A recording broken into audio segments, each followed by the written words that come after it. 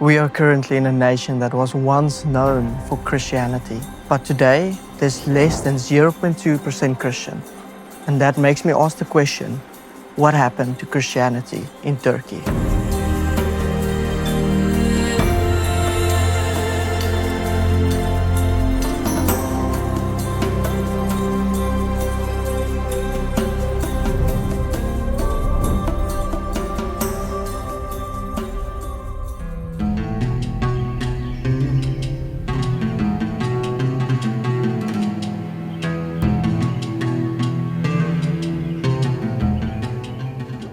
To understand what happened to Christianity in Turkey, we have to go back at least 2,000 years when Paul came to the city of Ephesus.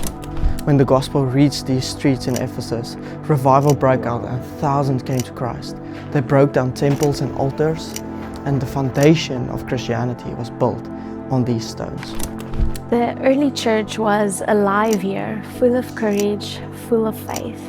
They built communities here together. They shared everything, and they also faced persecution here together. But over time, history shifted, and in the 7th century, Islam began to spread from Arabia to Asia Minor. And in the 1400s, the Ottoman Turks conquered most of modern-day Turkey, leaving only a small minority of Christians in this nation. There is a saying that says to be Turkish is to be Muslim. This is not just a saying, but this is a true belief that runs deep. For many Turkish people, it's a part of their identity and their culture. To call yourself something else can sound like a betrayal. To say, I follow Jesus, can sound like I'm no longer one of you. And that's the reality for the local believers here in Turkey. We live in a secular country, on paper. It's a secular country. We have the freedom of religion. We're not ruled by Islam, which is a huge fact because most of the Islamic majority countries are ruled by Islamic law. But we're ruled by secular law, which should make us feel better about expressing our freedom of religion, but it's not, because people, especially like family and society, there's a pressure. Even though like Islam is decreasing drastically in Turkey, it's still a majority. That's why the societal pressure and familial pressure is huge. When you express that you leave the faith, you are seen as an enemy, as a traitor of the faith, which causes really huge problems in family, in society, even in some, when you try to get a work, especially in governmental positions, they may ask about your religion, which is really against secularism actually, but yeah, it's the case, which really helps us, which really prevents us from expressing our freedom of religion. We are, like, I always thought that being an atheist would be harder, but being a Christian is way harder. I'm saying this as a 10-year atheist and just 6 months Christian. Yeah. These 6 months were harder than these 10 years. Because people are used to atheism, but people are not used to Christianity that much. We're really few in Turkey, and like the young people start to get start to leave the Islamic faith, but they become atheists or like deists, like non-theists, but never Christian. Not usual. It's not usual, but people are starting to get used to atheism, but not Christianity, even though they are rooted in the same culture, let's say, like the Judeo-Christian Abrahamic religions. But it's not the case, because you're seen as a traitor and the enemy. Stories like this reminds us that it's not easy to follow Jesus in this nation. It can be lonely and difficult, but knowing the cost, people still choose Jesus. We was playing a game with Russians, they are my friends, and after the time we started to talk about religions, Yeah. before Jesus, I was in the Islam, Yeah. and I was going to mosque, Yeah. and then we started talking the game, Yeah. 1 day, 1 week, 1 month. They was telling me about their religion. I was telling the Islam religion to information to them, and then they started to talk like very curious things. And end of the day, they tell me, go read the Bible one day. Like, what you gonna lose? You know, you don't change your religion, don't change your idea. Just read like a storybook. And then I decided to read the Bible because I have too many free times. When I started to read it, like Jesus making very big things in there, like healing people. Yeah. Like one guy is very blind, and he didn't see anything about his full his life. He started to see. So, and one guy, he can't use his whole body, but he wanted to join the pool, but nobody helped him. But Jesus helped him. I tell myself, if there's any creator, God, he need to be like this, you know. He create me, he need to love me, not punishment. He need to be like a father. So I finished my Bible, and then my mind accepted Jesus Christ, but my mouth can't tell because I love very long time in Islam. It's not easy to leave, you know. Yeah. Because one side telling, okay, this is Jesus Christ, one side say, okay, but you will burn, bro. And I have one question on my mind, like Jesus was, why he telling me, Father, why you leaving me on the cross, you know? Yeah, yeah. And I say, why? Because his father, God sent him to sacrifice himself, and why he talking like this now? Yeah. And I start to search on the internet a little bit, but every people writing different things about the idea. And I start to search my living place, church, and I found 30.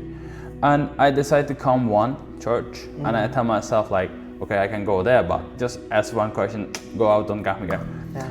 And I come to church, ask my question, and thanks to them, they give me very, very good answers, very right informations about that, and it so makes sense. Yeah. And then I don't know, something started to pull me here to church, you know, like I want to come here, Yeah. and like if I feel the Jesus in the home, like 75%, when we come here to church and pray to Jesus, I feel like burning myself, you know, like Holy Spirit was walking in the church, but I feel like my every blood. And end of the day, I decide to be baptized when I say, okay, Jesus Christ. This testimony is one of many. People all over Turkey are encountering Jesus in unique ways, and we see that the mosques are getting emptier and the churches are growing. We can easily see the movements, especially in the youth. They're looking for the God. They are seeking the God, and most of them, they're leaving the families' ways to the Islam. They return from the Islam, and they're looking for a God. Yeah. Maybe not all of them looking for the God. Maybe not all of them think like this, but actually in their heart they are looking for the God. They are looking for the helper. And we easily see that they are visiting our church. They are texting us. They connect us through the social media. And also the social media is one of the reason why I say the church is growing in Turkey. But now the God used this way for just connect with the people, and people are visiting the church through the social media. I can easily say the church is growing in Turkey. Yes, not too fast, but with the strong steps and slowly. In a nation with over 90 million people, it makes it difficult for Christians to find their place. It's a nation where the East meets the West, where Europe meets Asia, and where Muslim meets secular. It might seem like it's impossible for the gospel to reach this nation, but there is hope. The young generation is seeking for truth and answers.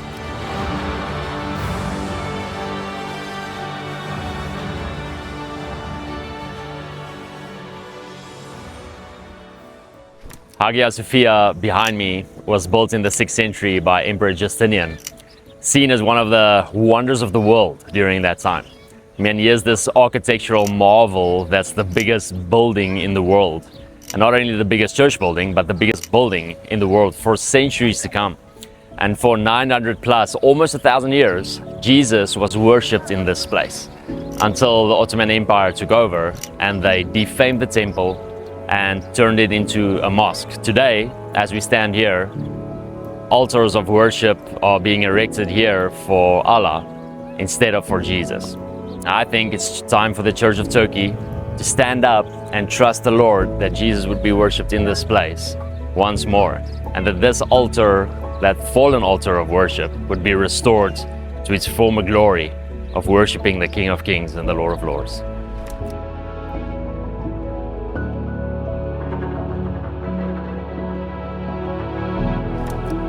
It's almost time for the call to prayer that's going to be sung from this place. And once it's sung from here, the proclamation that is made is there is no God but Allah. Allah is the greatest. Come to prayer, come to success. That's the proclamation that's made.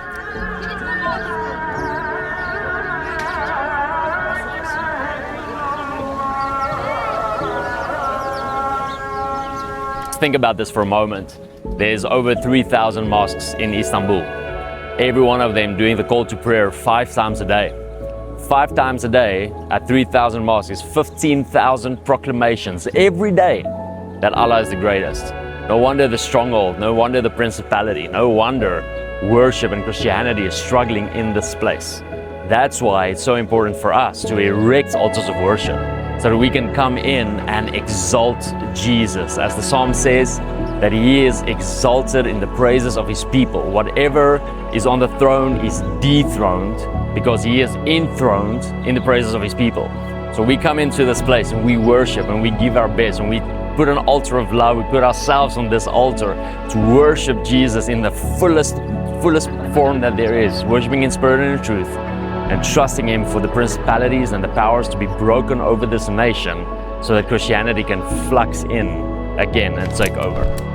When I look at Turkey, I see hope.